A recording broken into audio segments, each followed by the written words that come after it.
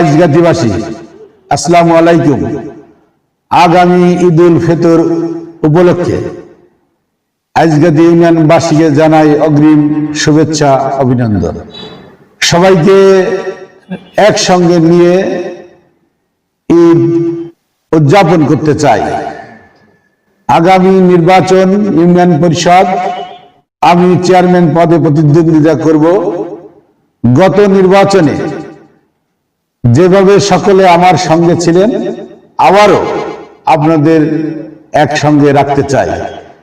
যদি এই 5 বছরে আমার কোনো ত্রুটি হয়ে থাকে, ক্ষমার দৃষ্টিতে দেখবেন। বিগত সরকারের জুলুম অত্যাচারের ভিতর থেকে সকলের ছেড়ে আমি যাই নাই।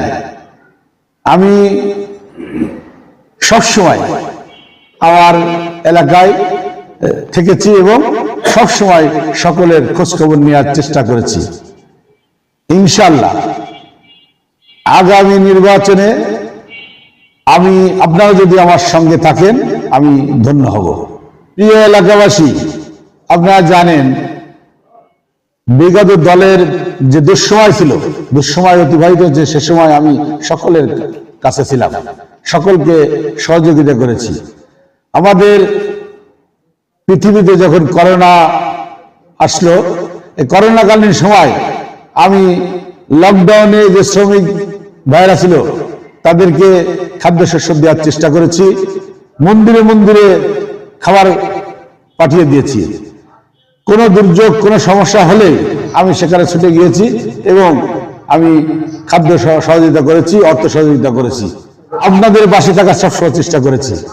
আমি যত উন্নয়ন কাজ হয়েছে, সকল উন্নয়ন কাজের সাথে সম্পৃক্ত ছিলাম। আগামী দিনেও ইনশাল্লাহ আপনাদের নিয়ে সকল উন্নয়ন কাজ করব। এলাকাবাসী, আপনারা যদি আমার সঙ্গে থাকেন, আমাকে যদি চেয়ারম্যান বানান, আগামী দিনে আমাদের খুলনার 4 আসনের গণমানুষের নেতা জননেতা আজিজুল বারী হেলালের মাধ্যমে আমি সকল উন্নয়ন কাজ সম্পূর্ণ করব। সবাইকে ঈদের শুভেচ্ছা জানিয়ে আমি শেষ করছি।